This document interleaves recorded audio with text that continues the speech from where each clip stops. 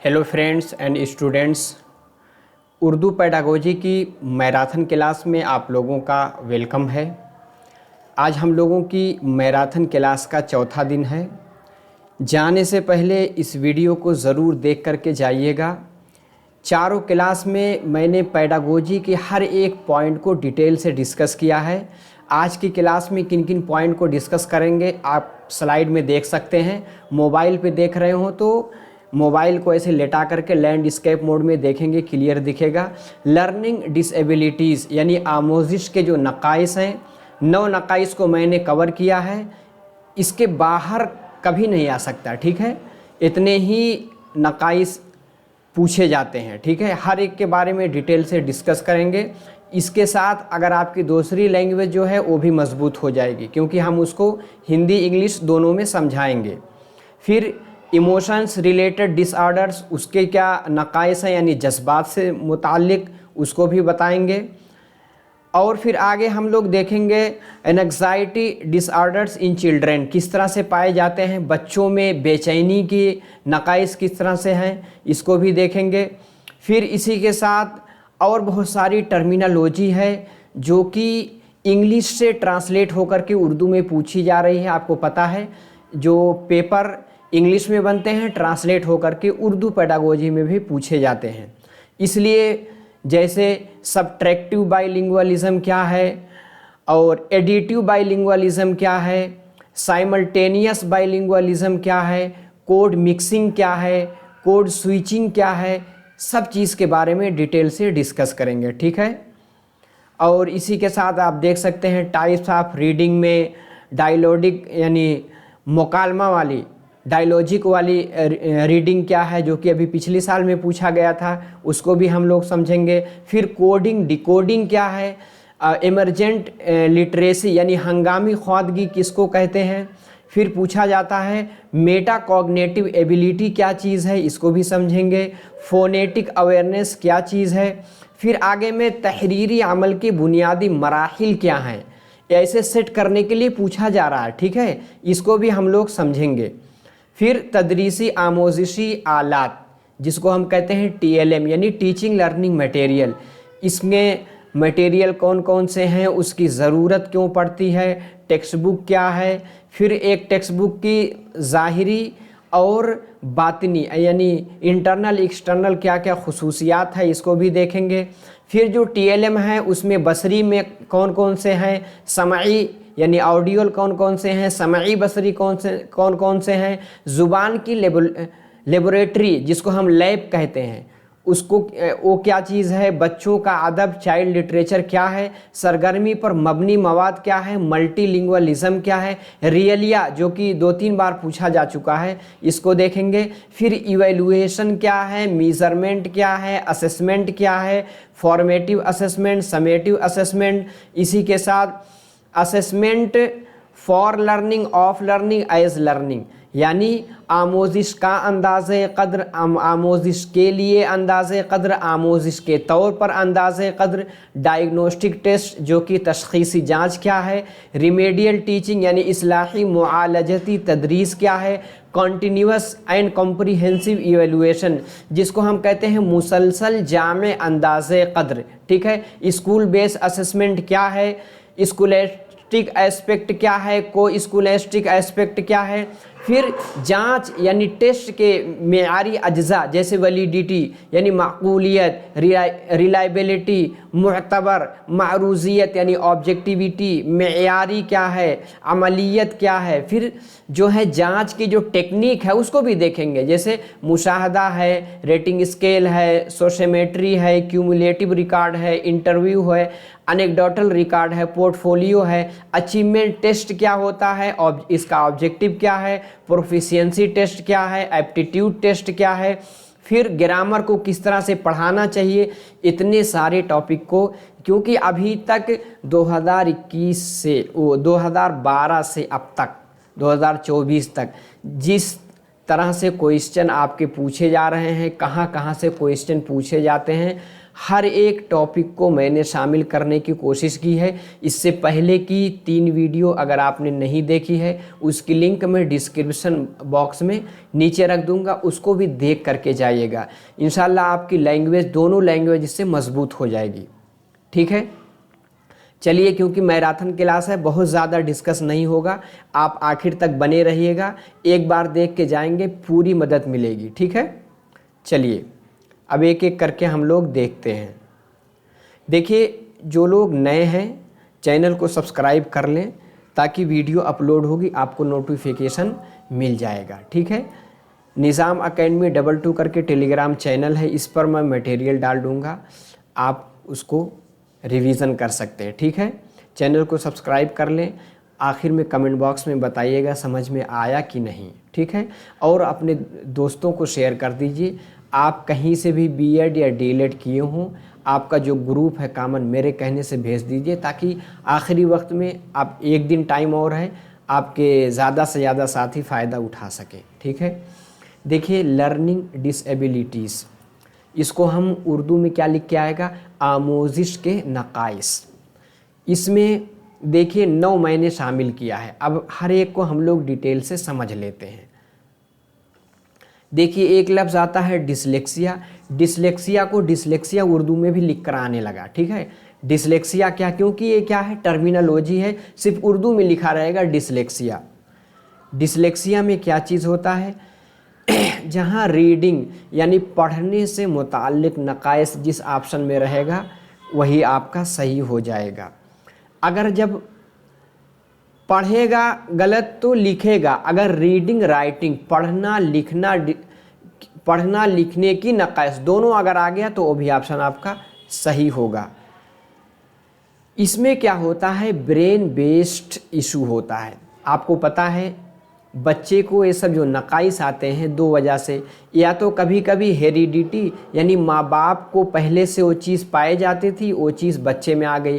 कभी ये होता है कि जब बच्चा माँ के पेट में था उस दौरान माँ ने कोई गलत मेडिसिन ले ली, कोई दवा खाने से उसका भी असर पड़ जाता है, उसकी वजह से इतने सारे नकाइस में से कोई एक डिसऑर्डर यानी बच्चे के अंदर डिसऑर्डर पाया जाता है। एज ए टीचर हमें जानना बहुत ज़रूरी है, क्योंकि अगर हम जानेंगे तो उसी तरह क्लास में बच्चों के साथ डील करेंगे।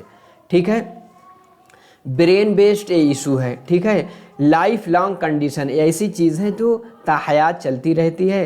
कॉमन लर्निंग इशू है। ठीक है, इसी के साथ not a problem of intelligence. आप ये समझे कि क्या बच्चे का जहन कम है अगर पढ़ नहीं पाता, नहीं, ऐसी बात नहीं है।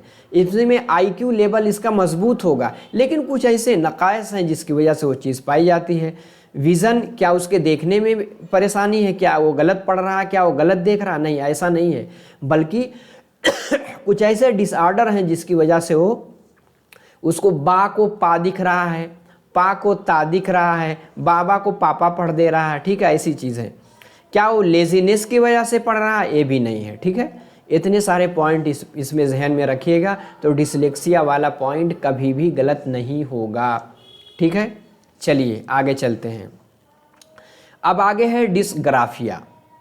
इसमें एक लफ्ज़ याद रखिएगा, ग्राफ से। ठीक है, ये डिसऑर्डर वाला पिछले क्लास में मैंने बस हल्का सा दिखाया था, अब आप डिटेल से समझिए। ठीक है, डिसग्राफिया, ग्राफ का मतलब ही होता है कोई नक्शा बनाना। ठीक है, इसका मतलब क्या हो गया, ये लिखने से मुताल्लिक यानी राइटिंग, लिखने से मुताल्लिक ये नकाइस है। ठीक है, कहीं अगर सिर्फ लिखने के मुताल्लिक होगा तो आप डिसग्राफिया में जाइएगा। इसमें आपको एक ग्रॉस मोटर जिसमें बड़ी मसल काम करती है, एक है आपका फाइन मोटर जिसमें हल्की मसल जैसे उंगलियों के पोर वगैरह, जैसे आप किताबें लिखते हैं या कोई डिज़ाइन बनाते हैं, उसके पकड़ने में डिसग्राफिया डिसऑर्डर पकड़ने में दिक्कत होगी। ठीक है, इसी के तरह कंसंट्रेशन भी इसमें नहीं बन पाता है। कम्युनिकेशन यानी कम्युनिकेशन का भी इशू इसमें पाया जा सकता है। क्लासरूम इशू, ये क्या है, क्लासरूम का इशू है। जाहिर सी बात है डिसग्राफिया बच्चा ग्राफ नहीं बना पा रहा, ग्राफ से याद रखिएगा। ठीक है, कि लिखने से मुताल्लिक है। डिसकैलकुलिया, देखिए कैलकुलिया क्या, कैलकुलेटर से है, जिसमें बच्चे को किसी चीज़ को जोड़ने में, घटाने में, तक़सीम करने में डिसऑर्डर पाई जाए तो उसको डिस्कैलकुलिया कहेंगे। बस इतना ही जहन में रखिएगा। डिस्टोपिया, डिस्टोपिया का मतलब होता है इसमें बच्चा जब मिरर में, शीशे में कोई चीज़ देखता है तो उसको उल्टी फुल्टी दिखती है। अपनी शक्ल देखेगा, लगेगा मैं एक बूढ़ा दिख रहा हूँ, ठीक है। यूटोपिया एज अ इमेजिनेशन, ऐसा बच्चा तसव्वुर करता है, ये भी एक किस्म की बीमारी है, ठीक है। नथिंग रियलिटी, जो चीज़ देखता है वो रियल में नहीं है। बच्चा है, देखेगा मैं बूढ़ा दिख रहा हूँ, मैं पागल दिख रहा हूँ, ठीक है। It is like a depression, जिसकी वजह से बच्चा क्या है, डिप्रेशन में पहुँच जाता है, ठीक है। ये क्या है, डिस्टोपिया है। अब आगे देखेंगे डिसमॉर्फिया। मॉर्फिया में क्या है, body shape appears different type of mirror. जब बच्चा शीशे में देखेगा, ठीक है,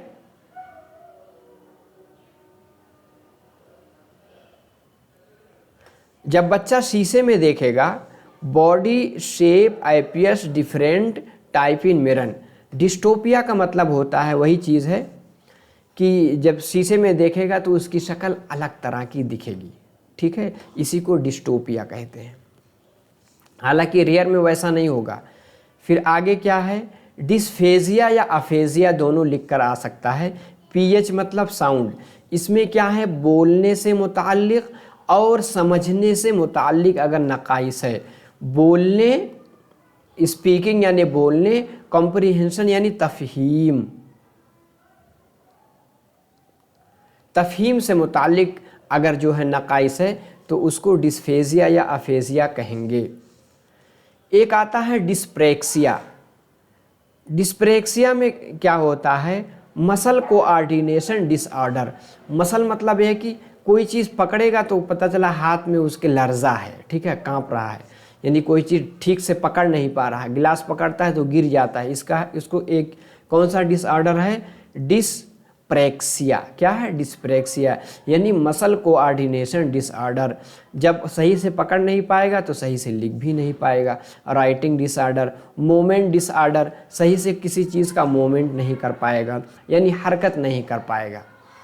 एक बीमारी होती है attention deficit hyper activity disorder. इसका शॉर्ट फॉर्म भी दिया जाता है, पूछा जाएगा ADHD।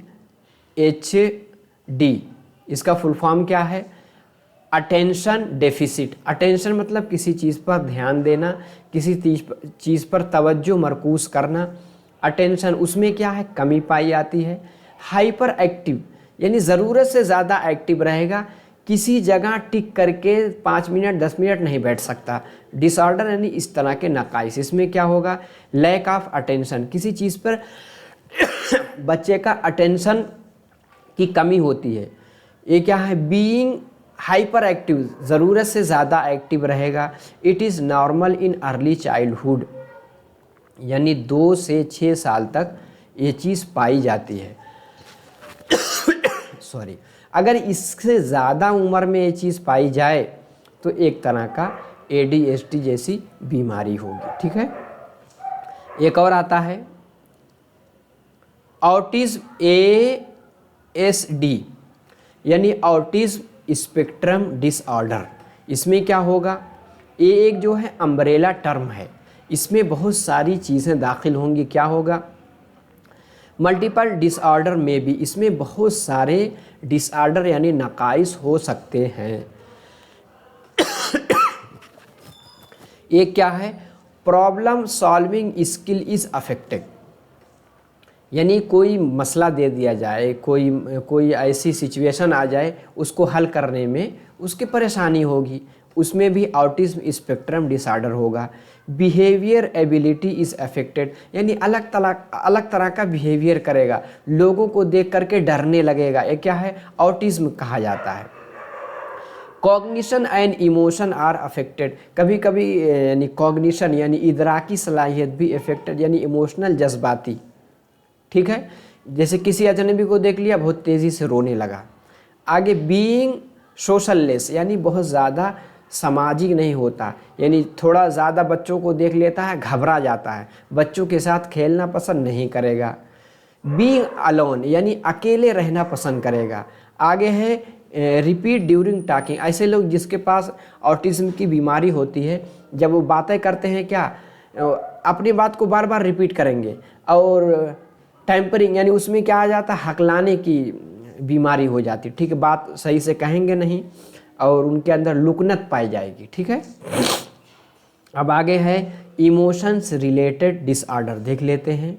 ऑब्सेसिव कंपल्सिव डिसऑर्डर, इसमें क्या है, ऑब्सेसिव कंपल्सिव डिसऑर्डर भी एक चीज़ पाया जाता है, ठीक है। एक क्या है, फोबिया होता है, डिप्रेशन होता है, सोशल विड्रॉल होता है, पोस्ट ट्रॉमेटिक स्ट्रेस डिसऑर्डर। चलिए अब हर एक को डिटेल से थोड़ा देख लेते हैं। ऑब्सेसिव कंपल्सिव डिसऑर्डर यानी OCD, इसमें क्या हो, जहन में छा जाने वाला यानी इज़्तिरारी आरिज़ा, जहन पर छा जाने वाला इज़्तिरारी आरिज़ा यानी दिमाग पे कोई ऐसी चीज़ छा जाती है कि उसकी वजह से बच्चा जो है बेचैन रहता है, ठीक है। आगे है फोबिया, फोबिया मतलब होता है किसी चीज़ से बिला वजह डर, जैसे फोबिया यानी एग्ज़ाम को सुन करके डर लगने लगता है, यानी सही से हल करने की सलाहियत है लेकिन हल नहीं कर पाते। जैसे बहुत लोग जैसे घर की चीज़, काकरोच देख लिया उसको देख करके डर लगने लगा, चूहा देख लिया देख करके कांपने लगे, छिपकली को देख करके डर लगने लगा, ये क्या है, यही चीज़ है फोबिया। आगे है डिप्रेशन, पर्सन आइसोलेट हिमसेल्फ, जिसको डिप्रेशन होता है अपने आप को अलग थलग कर लेगा, लोगों से बातें नहीं करेगा, वो समझेगा कि लोग मुझे समझ ही नहीं पा रहे हैं, ठीक है। सोशल विड्रॉल यानी समाज में अपने आप को अलग कर लेते हैं। आगे है पोस्ट ट्रॉमेटिक स्ट्रेस डिसऑर्डर, ये क्या है, ये है आपका PTSD। इसमें क्या है, जब घर में अचानक किसी की मौत, जैसे कहना है कि वो आदमी ट्रॉमा में पहुंच गया, ट्रॉमा मतलब जैसे घर में किसी के वालिदैन में से किसी की अचानक मौत हो जाती है किसी एक्सीडेंट में, जैसे कोरोना में बहुत लोगों की मौत हो गई, तो उसकी वजह से बच्चे को बहुत ज़्यादा सदमा लग जाता है। ये चीज़ पैदाइशी नहीं होती, आप स्ट्रेस में पहुंच जाता है। अब क्या है, वो लोगों से बोलेगा नहीं, लोगों से बात भी नहीं करेगा, ऐसे लोग बहुत कम बोलते हैं। इसको क्या है, PTSD यानी पोस्ट ट्रॉमेटिक स्ट्रेस डिसऑर्डर पाया जाने लगेगा। आगे देखते हैं। आगे है एंग्जाइटी डिसऑर्डर्स इन चिल्ड्रेन, बच्चों में कुछ एंग्जाइटी मतलब है बेचैनी, ठीक है, घबराहट। इसमें क्या है, हाइपर एक्टिव, इसमें क्या है, बहुत ज़्यादा एक्टिव में रहेगा, कहीं टिक कर बैठ ही नहीं सकता। एग्रेसिव, छोटी छोटी बातों पे बहुत ज़्यादा गुस्सा हो जाता है, प्लेट फेंक के मारने लगा, चम्मच फेंक के मारने लगा। आगे है यानी इनोरेसिस का मतलब होता है बीवेडिंग, जिसको कहते हैं, यानी रात में जब सोता है तो बिस्तर गीला कर देता है, यानी सोते सोते पेशाब कर देना, ठीक है। स्टैमरिंग यानी इसमें हकलाना, लुकनत होना।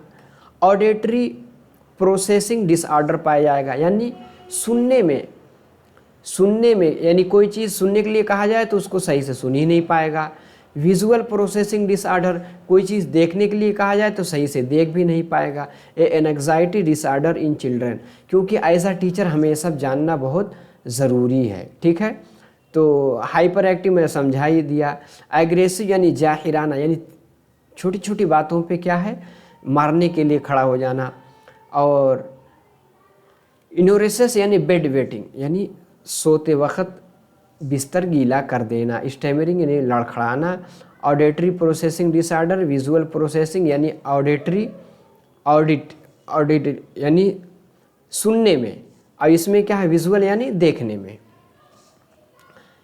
एक लफ्ज़ आता है सेरेब्रल पाल्सी यानी ब्रेन डैमेज, इसमें क्या है, ब्रेन डैमेज हो जाता है, इंसान कुछ नहीं समझता, ठीक है। अब कुछ की पॉइंट हमें देख लेना चाहिए। Children without a learning disability, पूरे वर्ल्ड में 80% बच्चे ऐसे हैं जिनके पास कोई डिसेबिलिटी नहीं पाई जाती है, यानी किसी तरह के नकाइस नहीं। लेकिन 15% ऐसे हैं जिनके अंदर learning difficulties, dyslexia, dysgraphia, AfrAsia, इसको टीचर को जानना बहुत ज़रूरी है ताकि आप उसको समझ करके उसके साथ अलग तरह से जो है ट्रीट करें, अलग तरह से बर्ताव करेंगे। लर्निंग डिसेबिलिटी डिफ़िकल्टी 15% और डिसेबिलिटीज़ 5%, जो कि एक सर्वे में पाया गया है। अब जू लिसानियत, आदमी दो ज़ुबान, बाई का मतलब ही दो होता है, बाईलिंगुअलिज्म यानी जू लिसानियत, मल्टीलिंगुअलिज्म यानी कसीर लिसानियत। इस टर्म को याद रखिएगा। अब इसमें आजकल पूछे जा रहे हैं सबट्रैक्टिव बाइलिंगुअलिज्म। सब मतलब होता है ज़ेली, ज़ेली दो लिसानियात। इसमें क्या होता है, उस शख्स की मादरी पहली ज़ुबान के इस्तेमाल में बतदरीज तब्दीली हो जाना। पिछले साल सवाल आया था, एक बच्चा है जो पहले भोजपुरी बोलता है, यानी जैसे बिहार वगैरह का है, बाद में उसकी फैमिली कहाँ शिफ्ट हो गई, तमिलनाडु शिफ्ट हो गई, तो वहाँ तमिल बोली जाती है। तो बच्चा वहाँ जो है अपनी भोजपुरी छोड़ करके लोगों से इंग्लिश में बातें करने लगा या तमिल में बातें करने लगा। इसको क्या कहेंगे, यही है सबट्रैक्टिव बाइलिंगुअलिज्म यानी ज़ेली जू लिसानियात। जैसे एक बच्चा लखनऊ से तमिलनाडु चला गया, अब वो मादरी ज़ुबान उर्दू को छोड़ करके तमिल बोलने लगा या इंग्लिश में बातें करने लगा। इसको क्या कहेंगे, सबट्रैक्टिव बाइलिंगुअलिज्म। ठीक है। एक होता है एडिटिव बाइलिंगुअलिज्म। एडिटिव मतलब कोई चीज़ ऐड करना, इजाफा करना।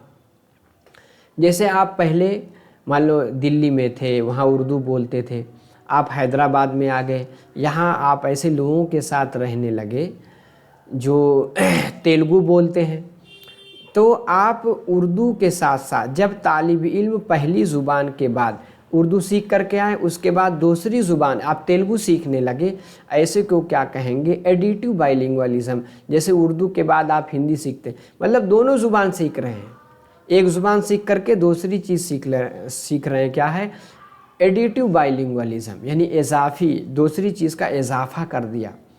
एक होता है साइमल्टेनियस बाइलिंगुअलिज्म। एक बच्चा है, छोटा सा था, उसकी फैमिली शिफ्ट हो गई, कहीं हैदराबाद में शिफ्ट हो गई, तो क्या है, अब बच्चा यहाँ क्या है, यहाँ की पहली ऑफिशियल लैंग्वेज रस्मी ज़ुबान क्या है, तेलुगु, उसी के साथ दूसरी क्या है, उर्दू। अब बच्चा उर्दू और तेलुगु दोनों ज़ुबानों को साथ साथ सीख रहा है, बैक वक्त सीख रहा है। बच्चा जब दो ज़ुबानों को एक साथ सीखता है उसको साइमल्टेनियस बाइलिंगुअलिज्म। कभी कभी साइमल्टेनियस लेक्चर होता है पार्लियामेंट में, जब कोई आदमी किसी दूसरी ज़ुबान में बोलता है फ़ौरन उसका इंटरप्रेट करके दूसरी ज़ुबान में भी सुनाया जाता है, उसको साइमल्टेनियस ट्रांसलेशन कहते हैं। ठीक है। एक होता है कोड मिक्सिंग और कोड स्विचिंग। कोड मिक्सिंग, जैसे कहा आप कोई ज़ुबान बोलते हैं, आप मान लो अपनी आमिया ज़ुबान बोलते हैं, उर्दू बोलते बोलते उसी में इंग्लिश का लफ्ज़ यूज़ करते हैं। ठीक है। जैसे इंग्लिश का लफ्ज़ यूज़ करते हैं, मैंने बोला ना, इंग्लिश का लफ्ज़, इंग्लिश यानी अंग्रेज़ी का लफ्ज़ यानी वर्ड यूज़ करते हैं। यूज़ क्या है, यूज़ इंग्लिश है, हम कहें इस्तेमाल करते हैं। तो जैसे आप उर्दू बोलते बोलते अंग्रेज़ी, यानी कोड मिक्सिंग, कोई दूसरी ज़ुबान बोल रहे थे, उसी में कोई दूसरी ज़ुबान बोलने लगे, फिर उसके बाद पुरानी ज़ुबान पे आ जाएं, तो उसको क्या कहेंगे, कोड मिक्सिंग। यानी एक ज़ुबान में दूसरी ज़ुबान आपने मिक्स कर दी, यानी मिला दिया। ठीक है, याद रखिएगा। एक होता है कोड स्विचिंग। आपने अपनी तकरीर शुरू की किस में, इंग्लिश लैंग्वेज में। ठीक है। अब इंग्लिश में शुरू की, कुछ देर के बाद आप उर्दू बोलने लगे। ठीक है। अब जैसे कहते हैं, hello everyone, I am Meraj, I am talking with you, I am teaching today about pedagogy, Urdu pedagogy. फिर कहा, देखिए बच्चों, आज मैं उर्दू पेडागोजी के बारे में आप लोगों को समझाऊंगा, पढ़ाऊंगा। क्या है, आपने इंग्लिश से स्विच करके किधर चले गए, उर्दू में। तो एक ज़ुबान से दूसरी ज़ुबान में स्विच कर गए। जैसे लोग नौकरी स्विच करते हैं, पता चला पहले दूसरे कंपनी में थे, उस कंपनी से हट करके किसी दूसरे गूगल के कंपनी में आ गए। तो इस तरह से जब एक जगह से दूसरी जगह चले जाते हैं, बिल्कुल उसको कोड स्विचिंग कहते हैं। जैसे आपने बोलना उर्दू में शुरू किया, फिर अंग्रेज़ी में बोलने लगे, फिर अंग्रेज़ी ही में बोल रहे हैं, इसको कोड स्विचिंग कहेंगे। अब देखिए एक चीज़ समझिए, ज़ुबान हमारे चारों तरफ है। इस कोड को याद रखिएगा, ज़ुबान हमारे माहौल में चारों तरफ पाई जाती है। एज अ टीचर हमें करना चाहिए फैमिलियर एनवायरनमेंट, बच्चों के लिए फैमिलियर एनवायरनमेंट, यानी ऐसा माहौल पैदा करें कि बच्चा घर में है वहाँ भी किताबें ला कर रख दें, वहाँ भी बच्चे का पढ़ने का माहौल हो, क्लास में है वहाँ भी मटेरियल है, लंच हुआ दोपहर में लाइब्रेरी में जा कर के वहाँ भी बच्चों का चाइल्ड लिटरेचर, बच्चों के अदब की किताबें हैं वहाँ जाकर पढ़ें। तो इस तरह से हमें प्रोवाइड कराना होगा। और प्रिंट रिच एनवायरनमेंट मतलब आप देखेंगे आजकल जो क्लासरूम है, कहीं क्या है स्लोगन लिखा हुआ है, कहीं क्या है अच्छी शायरी लिखी हुई है, एक तरफ देखेंगे कुछ और किसी की बात जो है अक़वाल ज़र्री में से कोई चीज़ कोट की गई है। तो क्या है प्रिंट रिच एनवायरनमेंट, यानी स्कूल में हर जगह कोई ना कोई चीज़ चिपकाना चाहिए, क्योंकि बच्चा उससे भी सीखता है। ठीक है, तो प्रिंट रिच, इसी एक बार आया था बाला का फुल फॉर्म पूछा जाए, यानी बिल्डिंग एज लर्निंग एड, यानी बिल्डिंग को सीखने का मवाद बना देना। वही बिल्डिंग में अलग अलग चीज़ों को, कोई शायरी है, कोई अच्छा कोटेशन है, जैसे कहा गया तंदुरुस्ती हज़ार नेमत है, कहीं लिखा है। ठीक है, सफाई आधा ईमान है, कहीं लिखा है। तो इसे क्या है, प्रिंट रिच एनवायरनमेंट है। ठीक है, समझ में आ गया होगा। आगे चलिए, कोई भी ज़ुबान किसी भी रस्मुल ख़त में लिखी जा सकती है, जाहिर सी बात है। जैसे हम कहेंगे आप कहाँ हो, उर्दू है, लेकिन हम इसको रोमन में लिखेंगे, यानी आप कहाँ हो, रोमन में लिख दिया ना। तो यही है, कोई भी ज़ुबान किसी भी रस्मुल ख़त में लिखी जा सकती है, इस बात को याद रखिएगा बस। टाइप्स ऑफ रीडिंग, इससे पहली क्लास में हमने डिस्कस किया था कुछ ऐसे रीडिंग के टाइप्स जो इधर 2024 और 23 में पूछे गए हैं। एक होता है गाइडेड रीडिंग, यानी रहनुमाई वाली क़िरात, मतलब टीचर बच्चों को कुछ बताएगा, समझाएगा, तो उसको समझ करके बच्चे पढ़ेंगे, उसको गाइडेड रीडिंग कहेंगे। डायलॉजिक रीडिंग यानी मुकालमा, इसमें क्या है, एक टीचर ज़्यादा नॉलेजफुल होगा, बच्चे आमोज़गार कम नॉलेजफुल होंगे, दोनों के दरमियान कम्युनिकेशन यानी इबलाग तरसील रहेगी। उसमें क्या होगा, बच्चा बात करेगा, यानी किताब के साथ टीचर पढ़ाएगा, फिर बच्चा उसको पढ़ेगा। ये क्या है, ये मुकालमा वाली क़िरात है। शेयर्ड रीडिंग मतलब एक चैप्टर फुल है, उसमें से 4 लाइन एक बच्चे ने पढ़ा, 4 लाइन दूसरे ने, 4 लाइन तीसरे ने, ये क्या है, शेयर्ड रीडिंग। ठीक है, जिसमें एक दूसरे से साझा करके पढ़ेंगे। एक होता है कोडिंग डिकोडिंग। ठीक है, कुछ लोग जो है कोड आजकल इमोजीज भेजते हैं व्हाट्सएप पे, जब कोई चीज़ पे कोडिंग का मतलब आपने कोई चीज़ कोड में लिख दिया। ठीक है, जैसे कोड में लिखा जाता है 7 8 6, ऐसे 7 8 6। ठीक है, इंग्लिश में लिख देता हूँ, आपने कोड लिख दिया, सामने वाला इसको क्या समझेगा, बिस्मिल्लाहिर्रहमानिर्रहीम।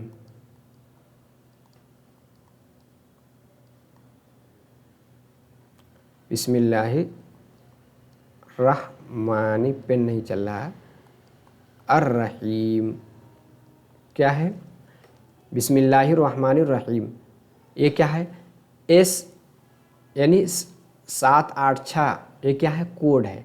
दूसरे वाले ने उसको डिकोड किया, यानी बिस्मिल्लाहिर्रहमानिर्रहीम समझ गया।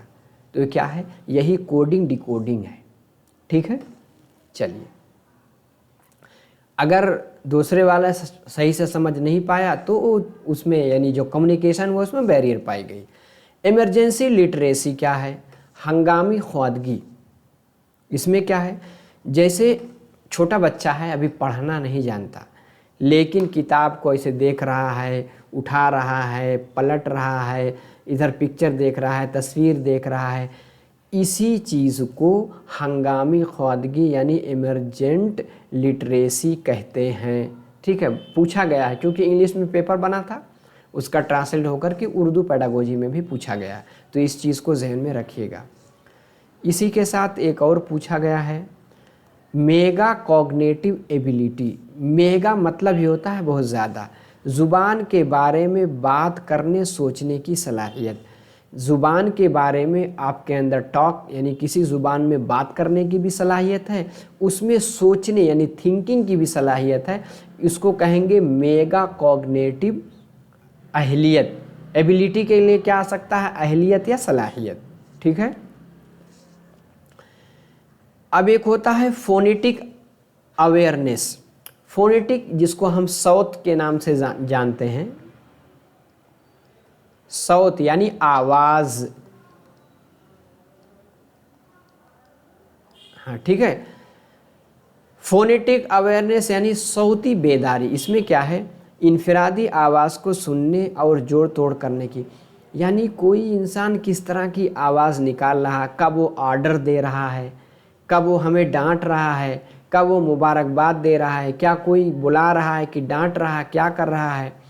तो इस फ़र्क को अगर आप समझते हैं तो उसको सौती बेदारी कहते हैं। जैसे कहेंगे इधर आ जाओ, क्या नाम है, अरे भाई क्या कर रहे हो, यानी सवाल कर रखा है, क्या कर रहे हो यानी गोए को डांट रहा। तो इस फ़र्क को वो अगर समझता है तो उसको सौती बेदारी के नाम से जाना जाता है। ठीक है। अब देखिए, तहरीरी अमल के बुनियादी मराहिल पूछे जाते हैं। ठीक है।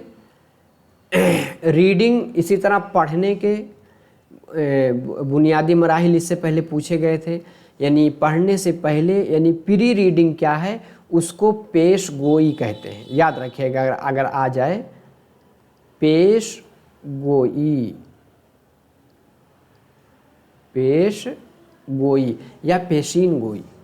ठीक है, यानी प्रेडिक्शन करना। पढ़ने से पहले आप प्रेडिक्ट करते हैं ना कि क्या लिखा है, इसका मतलब क्या होगा। यहाँ तहरीरी अमल के बुनियादी मराहिल क्या हैं? पहले प्री राइटिंग, यानी तहरीर से पहले क्या करते हैं? ब्रेन स्टॉर्मिंग, यानी दिमाग में सोचते हैं क्या लिखें, कहाँ से स्टार्ट करें, कैसे इसका तारुफ करें। ठीक है। उसके बाद आप ड्राफ्टिंग यानी मसौदा तैयार करेंगे, क्या लिखना है, क्या किन किन पॉइंट को हमें इसमें लाना है। उसके बाद रिवाइजिंग यानी नज़र सानी करेंगे कि जो पॉइंट यानी हम लिख रहे हैं क्या वो सही है। उसके बाद एडिटिंग, प्रूफ रीडिंग का मतलब होता है उसमें काट छाट करते हैं। जब फाइनल हो गया आखिर में इशाअत यानी पब्लिश। तो याद रखिएगा सबसे आखिर में इशाअत आएगा। और ड्राफ्ट बनाना यानी पहले प्री राइटिंग फिर ड्राफ्ट दूसरे नंबर पे आएगा। ऐसे की पॉइंट के, क्योंकि ऐसे सीरियल बनाने के लिए आ रहा है आजकल, तो इस चीज़ को जहन में रखिएगा। ठीक है। तदरीसी आमोजिशी आलात यानी TLM, टीचिंग लर्निंग मटेरियल, इसकी ज़रूरत क्यों पड़ती है? रिसर्च में पाया गया है कि 65% लोग देख करके सीखना पसंद करते हैं और 30% लोग सुन करके। जैसे आप मेरी आवाज़ भी सुन रहे हैं, मुझे देख भी रहे हैं, ये क्या है? 95% लोग इसी को पसंद करेंगे। ठीक है। और 5% लोग इस चीज़ को पसंद करते हैं कि उन्हें चीज़ों को करके दिखाई जाए। अभी मैं स्मार्ट बोर्ड पे थोड़ा हरकत करके पढ़ाऊँ तो ये 100% हो जाएगा। ठीक है। लेकिन जहाँ तक मुमकिन है मैं सोचता हूँ पढ़ाऊँ सामने बैठ करके, ताकि आपको ज़्यादा समझ में आए। आवाज़ भी आप सुन रहे हैं, उसके साथ साथ देख भी रहे हैं, इसीलिए TLM की ज़रूरत पड़ती है। इसलिए आप बसरी आलात, समई आलात और समई बसरी दोनों आलात का यूज़ करते हैं और एक्टिविटी करके दिखाते हैं। देखिए, ज़ुबानी तदरीस की अहमियत। ज़ुबानी तदरीस की अहमियत क्यों है, यानी ज़ुबान क्यों पढ़ाई जाती है। एक होता है कॉग्निटिव रीज़न, ताकि आप उससे आपकी वक़ूफ़ी यानी समझने की सलाहियत बढ़े। भाई समझने की सलाहियत किससे बढ़ेगी, जब आप ज़ुबान समझेंगे ना। स्किलफुल रीज़न, ताकि आप LSRW पढ़ने यानी बोलने यानी सुनने, बोलने और लिखने पढ़ने में आप माहिर हो जाएं। टेस्ट, जाहिर सी बात है, जब आप ज़ुबान सीख लेंगे तो अच्छी अच्छी नज़में, अपनी अच्छी नावलें पढ़ेंगे, आपको उसमें लुत्फ़ आएगा। भाई सिर्फ खाने से लुत्फ़ अंदोज़ी नहीं होती, अच्छे अच्छे किस्से, कहानियाँ, अच्छी अच्छी नज़में जब आप पढ़ते हैं तो उससे भी आपको मज़ा आता। क्रिएटिविटी, ताकि आप ज़ुबान पढ़ करके कुछ नई चीज़ लोगों के सामने ला सकें यानी लिख सकें। ठीक है, ये सब ज़ुबानी तदरीस की अहमियत में आती हैं। तदरीसी आमोज़िशी मवाद की अहमियत व ज़रूरत क्यों है, इससे मुताल्लिक़ कुछ पॉइंट है जो कि आप जहन में रखिएगा तो आपको बहुत हेल्पफुल होगी आंसर सही करने में। तदरीसी मवाद का इस्तेमाल करके मुअल्लिम तदरीस की बुनियादी उसूल पर अमल करता है। ये तलबा के अंदर दिलचस्पी पैदा करने में मदद करती है। और क्या चीज़ है, तदरीसी मवाद तदरीसी इक्तिसाबी आमोज़िशी अमल को आसान और पुरकशिश बनाते हैं। तदरीसी अशिया की मदद से इस्तिलाहात, मुजर्रद तसव्वुरात बड़ी अच्छी तरह समझ में आ जाता। भाई कोई चीज़ आपको पेचीदगी है उसमें, अगर नक्शा ला करके उसमें बता करके समझाया गया, जो चीज़ आपको वाज़ेह हो जाती है। तदरीसी आला तलबा के अंदर ख़ुद इक्तिसाबी क्या है कि उसके ज़रिए बच्चा खुद सीख सकता है, ख़ुद इक्तिसाबी व तामीरी सलाहियतों को उभारता है। तदरीसी अशिया तलबा को तालीमी मसाइल हल करने में भी मदद करते हैं। तदरीसी आमोज़िशी मवाद की अहमियत और ज़रूरत में है, ये तलबा के पैदाइशी रुझान को मुतमईन करते हैं। यानी जाहिर सी बात है, तलबा शुरू ही से बच्चे ये चाहते हैं कि हमें कोई चीज़ यानी समाई बसरी आलात के ज़रिए समझाई जाए। तदरीसी आलात की मदद से वक्त की भी बचत होती है। सिर्फ लेक्चर से आप कितना समझा पाएंगे। ठीक है, तदरीसी मवाद तलबा के लिए एक मुहर्रिका की हैसियत रखते हैं। तदरीसी आलात बच्चों के अंदर तजस्सुस पैदा करते हैं, यानी उनके अंदर क्यूरियोसिटी पैदा होती है। देखिए टेक्स्ट बुक से सवाल आता है, मवाद यानी टेक्स्ट बुक क्या है, एक टीचिंग एक जो है सीखने का क्या है, एक मवाद है। मवाद मज़मून का एक मेयारी मजमुआ है जो एक ख़ास मरहला के लिए तैयार किया जाता है, क्योंकि हर एक मरहले के बच्चे के लिए अलग तरह की किताबें बनाई जाती हैं। किताब में दो खासियत पाई जाती हैं, एक ज़ाहिरी खुसूसियत और एक बातनी खुसूसियत। अब ज़ाहिरी खुसूसियत आपको पता होगा, उसका कागज़ उम्दा हो, तिबात यानी उसका पब्लिकेशन अच्छा हो, किसी तरह की उसमें गलतियां ना हो, तस्वीरें उसमें रंगीन हो, यानी तस्वीरें क्या हो, रंग। छोटे बच्चों की ख़ास तौर पे किताबों में तस्वीरें रंगीन होनी चाहिए। जिल्द साजी मजबूत हो, ये नहीं कि एक ही महीने में फट जाए। ठीक है, चलिए आगे है सरेवर्क उम्दा व दिलकश हो, यानी उसका टाइटल वाला पेज। किताब का साइज़ मुतवस्सित हो, किताब की कीमत भी मुनासिब हो। ठीक है, इसमें बहुत ज़्यादा कुछ समझाने की ज़रूरत नहीं है, एक नज़र आप देख लेंगे तो बहुत सारा कंसेप्ट आपका क्लियर होगा। किताब का मवाद निसाब के मुताबिक हो, जो मटेरियल है, जो निसाब, जो जीन पियाजे की थ्योरी है, जिस तरह से उन्होंने एज के मुताबिक बांटा है, उसको जहन में रख करके ही किताब बनाई जाए। मज़ामीन का ताल्लुक़ तलबा की ज़िंदगी से हो, उसमें जो भी मटेरियल आए तलबा अपनी ज़िंदगी में, आसपास अपने माहौल में उसको देख रहा हो।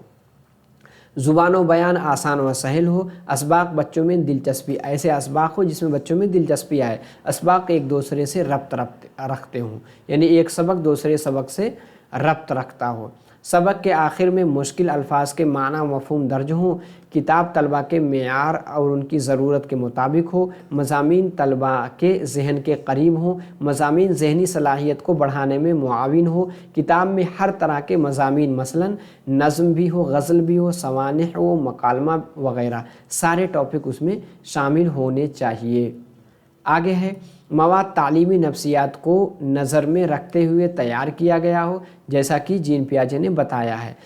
दरसी किताब में मिसालें हकीकी ज़िंदगी से मुताल्लिक़ हों, सबक के आखिर में मश्की सवालात हों, सिनफ़ी बहाव ना हो। सिनफ़ी बहाव का मतलब जेंडर बायसनेस ना हो। ऐसी मिसालें ना हो कि अगर बच्चों की मिसाल है तो उसको क्रिकेट खेलता हुआ, लड़ाई करता हुआ, बाहर जो है हवाई जहाज़ चलाता हुआ दिखाया जाए, लड़की है तो उसको बर्तन मांजता हुआ, झाड़ू लगाता हुआ, घर का काम करता हुआ दिखाया जाए। इस तरह की मिसालों से बचा जाए, यानी जेंडर बायसनेस ना हो। ठीक है। अब तदरीसी मुआविन अशिया के अक़साम 3 तरह के, एक होता है बसरी जिसको हम कहते हैं विज़ुअल, एक होता है समई जिसको हम कहते हैं ऑडियल, एक होता है समई बसरी यानी विज़ुअल ऑडियल, दोनों तरह के आलात यानी टूल्स। अब कौन कौन है ऐसे पूछा जा सकता है, इसमें कौन कौन समई है, कौन कौन बसरी हैं, कौन कौन समई बसरी दोनों हैं। बसरी जिनको आप देख सकते हैं यानी विज़ुअल, उसमें क्या है, ब्लैक बोर्ड आएगा, चार्ट पेपर आएगा, हकीकी अशिया, कोई हकीकी चीज़ ला करके आप दिखा दीजिए, नमूना किसी चीज़ का नमूना नक्शा ले आइए, नक्शे और पोस्टर वगैरह। और भी इसमें है बसरी में और सारे हैं, देख लीजिए। एक है ग्लोब यानी जो नक्शा लेकर आते हैं वो क्या है, बसरी है। और है रोलर बोर्ड, दरसी किताब क्या है, बसरी यानी विज़ुअल। फ्लैश कार्ड और ओवरहेड प्रोजेक्टर, ठीक है, जिसमें साउंड नहीं है, वो क्या है, वो भी बसरी है। अब समई आलात कौन कौन से हैं जिसमें से साउंड आएगा, ठीक है, जैसे radio, tape recorder, audio projector, gramophone, और क्या है, समई बसरी यानी दोनों। ऑडियो विजुअल एड्स कौन कौन से हैं देख लेते हैं। टेलीविज़न, इसमें आवाज़ भी आती है और पिक्चर भी दिखती है। और वीडियो प्लेयर, ठीक है, जैसे आजकल यूट्यूब है। फिल्म प्रोजेक्टर, ड्रामा है, कंप्यूटर है, ये सब क्या है, बसरी और समई आलात। लैंग्वेज लैब यानी ज़ुबान की लेबोरेटरी। लैंग्वेज लैब क्या है कि बच्चों का तलफ़्फ़ुज़ दुरुस्त कराने के लिए बहुत अच्छी चीज़ है। कौन सा लफ्ज़ किस तरह से अदा होगा, कैसे उसका लहज़ा होगा, कैसे ज़ेरो बम आएगा, कैसे उतारो चढ़ाव आएगा, ये सब के लिए आप लैब में जा कर के बच्चों को अच्छी स्पीच, अच्छे नज़्म वगैरह सुना सकते हैं। ठीक है, बस इसमें और कुछ समझने की ज़रूरत नहीं है। चाइल्ड लिटरेचर यानी बच्चों की एक उर्दू की किताब होगी, उसके अलावा जो चाइल्ड लिटरेचर है, जैसे चंपक वगैरह बाज़ारों में मिलते हैं, कुतुब खाने में अवेलेबल होते हैं, उसको बच्चा पढ़ेगा तो ज़ुबान उसकी और एनरिच होगी यानी और मज़बूत होगी। ठीक है, तो बच्चों का अदब अच्छी चीज़ है। एक्टिविटी बेस्ड मटेरियल, सरगर्मी पर मबनी मवाद, ये क्या चीज़ है, जैसे कि बच्चे को कभी फील्ड ट्रिप पे ले गए, बच्चे को चिड़ियाघर दिखाने ले गए, फिर आप कह रहे हैं बच्चे जो कुछ आपने वहाँ देखा उसको आप लिख करके लाओ और यहाँ बच्चों के सामने सुनाओ, ये सब क्या है, एक्टिविटी बेस्ड मटेरियल हो जाएंगे। कसीर लिसानियात, मल्टीलिंगुअलिज्म, एक क्लास है जिसमें 35 बच्चे, मान लो 40 बच्चे हैं, लेकिन उसमें बहुत बच्चे अलग अलग ज़ुबान, कोई उर्दू बोलता, कोई हिंदी बोलता, कोई जैसे दिल्ली जैसे शहर में जहाँ हर जगह से लोग आकर रहते हैं, वहाँ आपको पंजाबी बोलने वाले मिलेंगे, उर्दू बोलने वाले मिलेंगे, हिंदी बोलने वाले मिलेंगे, बांग्ला बोलने वाले मिलेंगे। तो आपको सारी ज़ुबान के बोलने वाले बच्चों की कदर करनी है और हर एक ज़ुबान को एज अ रिसोर्स लेना है। ठीक है, इस पॉइंट को जहन में रखिएगा तो गलती नहीं होगी। बीच में पूछा गया था रियलिया, रियलिया क्या चीज़ है, रियलिया, रियल यानी हकीकी चीज़। ठीक है, इसका मतलब होता है रोज़मर्रा की चीज़ें और मवाद जो तदरीसी मवाद के तौर पर इस्तेमाल होते हैं। जैसे बच्चों को हमें कोई चीज़ पढ़ानी है, मान लो कहा गया बैट मीन्स यानी बल्ला मतलब गेंद, अब गेंद ला करके क्लास में बच्चों को दिखा दे रहे हैं, यानी आपने बताया हाथी, फिर हाथी की शक्ल ला करके उसकी पिक्चर ला करके क्लास में दिखा दे रहे हैं, वही रियलिया है। रोज़मर्रा की चीज़ें, मवाद जो तदरीसी मवाद के तौर पर इस्तेमाल हो जाएं, उसी को हम रियलिया कहेंगे। पूछा गया था, ठीक है, इंग्लिश में था, उर्दू में, दोनों में था। अब एक पॉइंट बहुत होता है इवैल्यूएशन। पहले यानी राइट टू एजुकेशन एक्ट से पहले इवैल्यूएशन भी होता था। इवैल्यूएशन के लिए तशख़ीस लिख के आ सकता है या तअय्युन क़द्र या क़द्र पैमाई लिख के आ सकता है, यानी प्रोसेस ऑफ जजमेंट, साल के आखिर में जो फाइनल ईयर का एग्ज़ाम होता है, उसके बाद उस 3 घंटे के एग्ज़ाम की कॉपी जांच करके बच्चे को जो फाइनल रिज़ल्ट दिया जाता है कि पास है फेल, उसी को हम इवैल्यूएशन कहते हैं। ये पहले चलता था। अब इवैल्यूएशन बाद में जब इवैल्यूएशन का नज़रिया बदल गया तो उससे 2 टर्मिनोलॉजी निकल कर के आई, एक मीज़रमेंट, एक असेसमेंट। मीज़रमेंट जिसको हम पैमाइश उर्दू ज़ुबान में कहते हैं, जैसे मीज़रमेंट जिसको आप नाप सकते हैं। जैसे हमने एक पैरामीटर बनाया है, 33% बच्चा ले आता है उससे ऊपर तो पास माना जाएगा, ठीक है। 59% तक अगर आता है तो उसको सेकंड डिवीज़न, 60 आ गया तो उसको फर्स्ट डिवीज़न, 75 उससे ऊपर तो उसको इम्तियाजी नंबर कह देंगे, डिस्टिंक्शन हो गया, ठीक है। ये क्या है? मीज़रमेंट। पहले इस तरह का असेसमेंट होता था, अब बंद हो गया। अब स्कोलेस्टिक यानी को स्कोलेस्टिक दोनों तरह के असेसमेंट होने लगे हैं। अब असेसमेंट आया। असेसमेंट कहते हैं अंदाज़े क़द्र को, अंदाज़े क़द्र। असेसमेंट से कहा गया सिर्फ बच्चों को पेपर पेन वाली जांच यानी मीज़रमेंट नहीं लेंगे, लेकिन हम देखेंगे बच्चा खेल के मैदान में कैसा है, उसका बिहेवियर कैसा है, वो गाने में कितना अच्छा है, क्रिकेट में कितना अच्छा है, पढ़ने लिखने में कितना अच्छा है, सारी चीज़ों, कितना बच्चा सोशल है, सारी चीज़ों का हम असेसमेंट करेंगे इस बाद में असेसमेंट। तो गोया कि इवैल्यूएशन के दोनों पार्ट हैं।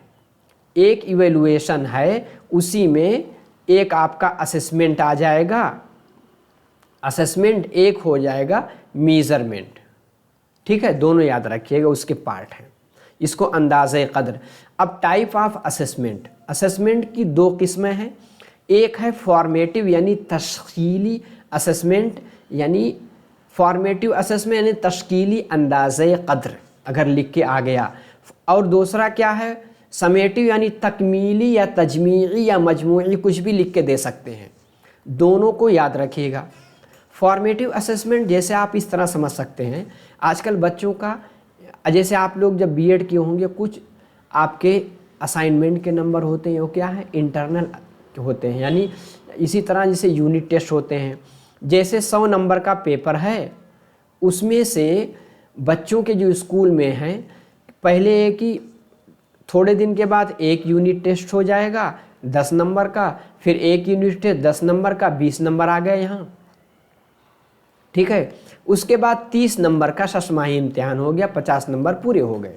आधा साल पूरा हुआ, फिर आगे क्या हुआ? फिर 2 यूनिट टेस्ट होंगे, 10 नंबर 10 नंबर 20 नंबर, और उसके बाद 30 नंबर का ईयरली एग्ज़ाम। इस तरह से अब होने लगा। बीएड वगैरह में भी ऐसा है कि इंटरनल नंबर जो है असाइनमेंट का, ये सब का क्या है, प्रोजेक्ट का, कहीं कहीं 30 नंबर का है, 70 नंबर का एग्ज़ाम होता है फाइनल। और स्कूलों में क्या है, 40 नंबर का इंटरनल है और 60 नंबर का एक्सटर्नल यानी फाइनल एग्ज़ाम होगा। तो वही जो तश्कील यानी फॉर्मेटिव असेसमेंट का मतलब है, जो वही इंटरनल टेस्ट हो रहा है, जो यूनिट टेस्ट हो रहा है, ठीक है। इसी को कहते हैं फॉर्मेटिव असेसमेंट। इसके बाद इसको टेस्ट लेकर के आप देखेंगे कुछ कंसेप्ट बच्चा का सही नहीं है, उसको दोबारा पढ़ा सकते हैं। फॉर्मेटिव असेसमेंट जिसमें जांच का प्रोसेस होता है, ठीक है। और समेटिव असेसमेंट तकमीली, मतलब क्या है, जो साल के आखिर वाला एग्ज़ाम हो रहा है उसको समेटिव असेसमेंट, ये गोया कि इवैल्यूएशन का पार्ट हुआ। तो तश्कीली और तकमीली, जो दौराने तालीम यानी अभी साल पूरा नहीं हुआ, बीच में जो टेस्ट हो रहे हैं उसको हम फॉर्मेटिव यानी तश्कीली जांच कह देंगे, और समेटी जो आखिर का फाइनल एग्ज़ाम होगा उसको हम तकमीली जांच कहेंगे, ठीक है। इसको जहन में रखिएगा। और आजकल पूछा जा रहा है, असेसमेंट की कुछ किस्में आती हैं। असेसमेंट फॉर लर्निंग यानी आमोजिश के लिए अंदाज़े क़द्र, ऐसे लिख कर आएगा, ठीक है। आमोजिश के लिए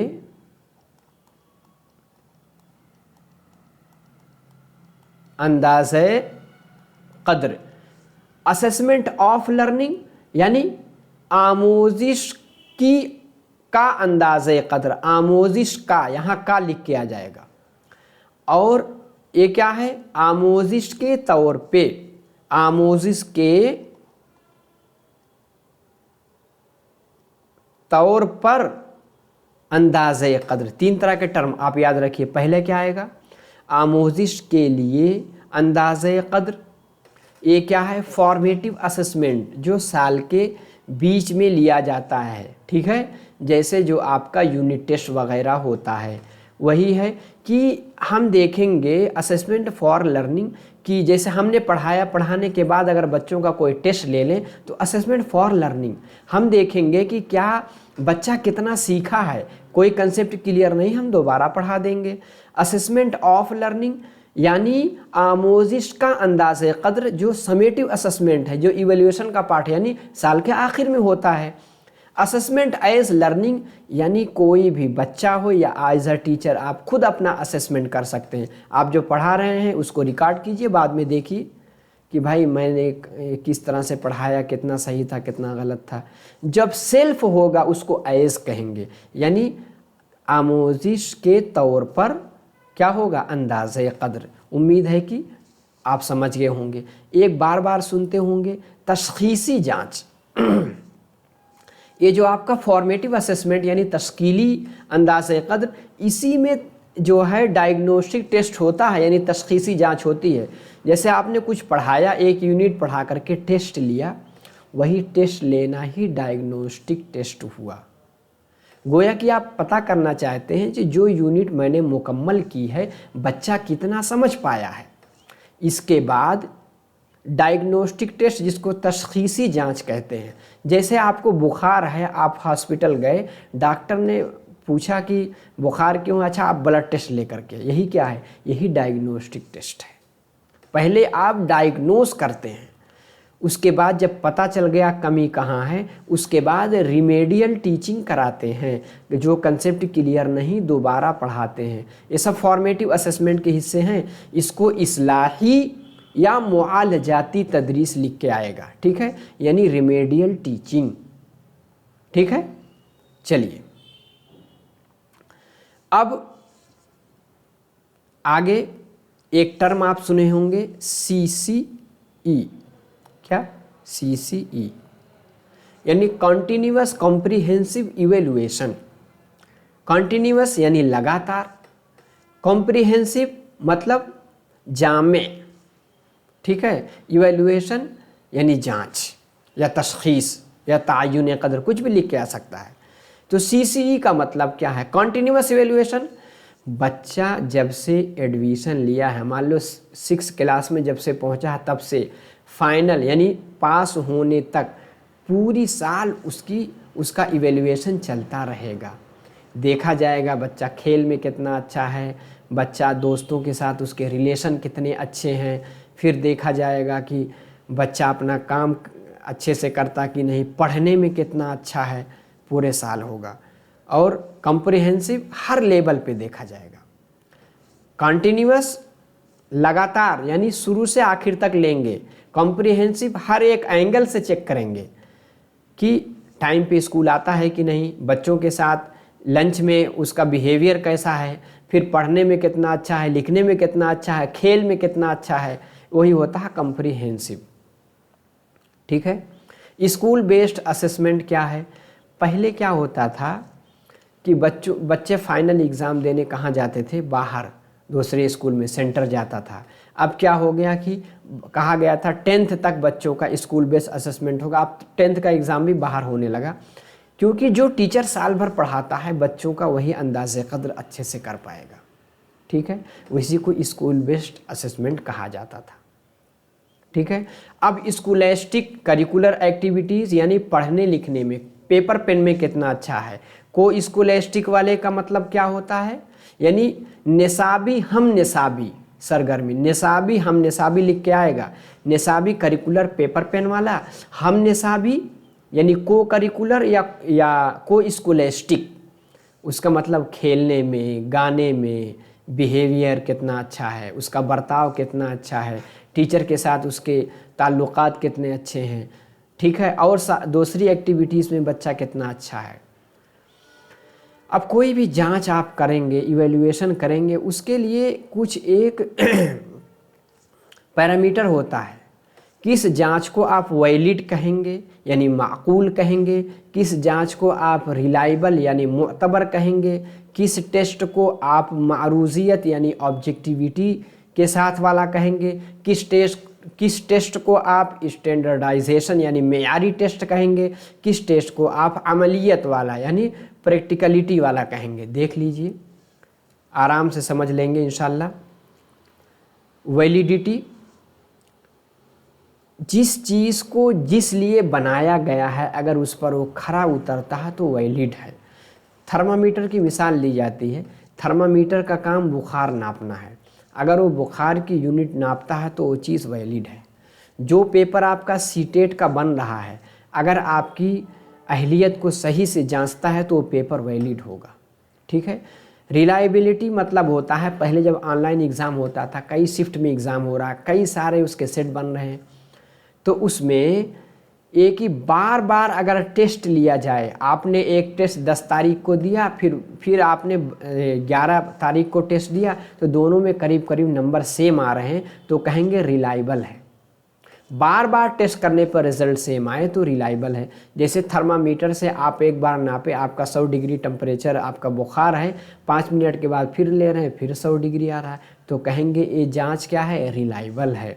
ऑब्जेक्टिविटी मारूजियत, हर एक का ऑप्शन एक ही होगा। जैसे 4 option actual multiple choice question में आंसर एक ही सही होगा, उसको कहते हैं ऑब्जेक्टिविटी। ठीक है। स्टैंडर्डाइजेशन का मतलब होगा आपका एक मेयार बनाया है सीटेट वालों ने, पहले डिफ़िकल्टी लेवल कम था, आप बढ़ा दिया है कि अगर इतना यानी बच्चों की पेडागोजी, इसी के साथ बच्चों की साइकोलॉजी, इतने सारे सवालात पूछे जा रहे हैं, अगर इतना आप जानते हैं तो गोया कि आप टेट यानी टीचिंग एलिजिबिलिटी टेस्ट के आप अहल हैं। इस तरह के मेयारी सवालात यानी उसमें डिफ़िकल्टी लेवल कितने हैं, नॉर्मल वाले क्वेश्चन कितना रखना है, ये सब उसमें देखा जाएगा। प्रैक्टिकलिटी का मतलब होता है अमलियत, जो सवाल पूछे जा रहे हैं वो आपके अमली ज़िंदगी में काम आएंगे कि नहीं, इसका भी ध्यान में रखना ज़रूरी है। तो 5 चीज़ें होती हैं, तभी आप कहेंगे कि मेयारी टेस्ट यानी स्टैंडर्डाइज्ड टेस्ट है। अब आप बच्चों का इवैल्यूएशन तो करेंगे, इवैल्यूएशन की टेक्निक क्या है, बहुत सारे टेक्निक है, उसको भी देख लेते हैं। एक है ऑब्जर्वेशन यानी मुशाहदा करके बच्चों को देखेंगे। ऑब्जर्वेशन में क्या है, देखिए एक दिन बचा है, अगर आप बने रहेंगे क्लास में तो बहुत फ़ायदा होगा। इस CDP में भी एक काम आएगा, CDP के साथ साथ दूसरी ज़ुबान में भी काम आएगा। ऑब्जर्वेशन यानी मुशाहिदा, आप पूरे साल बच्चा रहा, आप मुशाहिदा कर रहे हैं, डायरेक्ट उसको देख रहे हैं कि कैसा पढ़ता है, कैसा रहता है, कैसा खेलता है। इसी के साथ इनडायरेक्ट यानी उसके पोर्टफोलियो वगैरह, उसके रिकॉर्ड देख करके भी आप मुशाहिदा कर सकते हैं। रेटिंग स्केल जैसे दिया जाता ना, 1 number, 2 number, 5 star, 5 number, 10 number तक रेटिंग, आप उसमें से कितना रेट देंगे उसी को रेटिंग स्केल कहते हैं। सोशियोमेट्री यानी बच्चों को पीयर ग्रुप में भेज दिया जाएगा, फिर देखा जाएगा कि बच्चा पीयर ग्रुप में भेजने के बाद देखा जाएगा कि बच्चा अपने दोस्तों के साथ किस तरह से मिलजुल कर काम कर पाता है कि फ़ौरन लड़ाई हो जाती है, तो उससे पता चलेगा बच्चा कितना सोशल है। क्यूमुलेटिव रिकॉर्ड यानी मजमूई रिकॉर्ड, जब बच्चा एक स्कूल के दूसरे स्कूल ट्रांसफ़र होता है उसका, तो TC लगती है, ट्रांसफ़र सर्टिफिकेट, उसमें क्यूमुलेटिव रिकॉर्ड भी रहता है। उसमें रहता है कि बच्चा कौन सा है, कौन से फैमिली, न्यूक्लियर फैमिली है या उसकी जॉइंट फैमिली है, इसी के साथ बच्चे के भाई कितने हैं, बहन कितने हैं, सारी चीज़ें रिकॉर्ड होती हैं, उसको क्यूमुलेटिव रिकॉर्ड कहते हैं। ठीक है। एक होता है इंटरव्यू। इंटरव्यू मतलब होता है, आपको पता है, इंटरव्यू लेकर के भी आप बच्चों को जांच सकते हैं। एनेक्डोटल रिकॉर्ड, एनेक्डोटल रिकॉर्ड क्या होता है, जैसे बच्चा किसी दिन क्या हुआ, मार कर लिया, किसी दूसरे बच्चे का सर फोड़ दिया, कभी क्या हुआ टीचर ही को गाली दे दिया, ये क्या है, एनेक्डोटल रिकॉर्ड। अचानक यानी गैर मामूली बर्ताव कभी बच्चे से सरजद आ गया, उसको हम रिकॉर्ड करके रखते हैं, उसको एनेक्डोटल रिकॉर्ड कहते हैं। पोर्टफोलियो वाला क्वेश्चन बार बार पूछा जाता है सीटेट में। ठीक है। पोर्टफोलियो, इसमें बच्चों के अचीवमेंट यानी उसके हुसूलियाबी को लिखा जाता है। जैसे कोई क्विज़ कंपटीशन हुआ, उसमें बच्चा कितना अच्छा नंबर लाया, फर्स्ट डिवीज़न आया, उसको लिख दिया गया। स्कूल में खेल हुई, उसमें बच्चे को क्या इनाम मिला, या कोई डिबेट हुआ, उसमें बच्चे को क्या अचीवमेंट मिला। पोर्टफोलियो में उसके कामयाबी को लिखा जाता है। सीडी के फॉर्म में हो सकता है, पेन ड्राइव के फॉर्म में हो सकता है, फ़ोटो वगैरह को चिपकाया जाता है। ठीक है।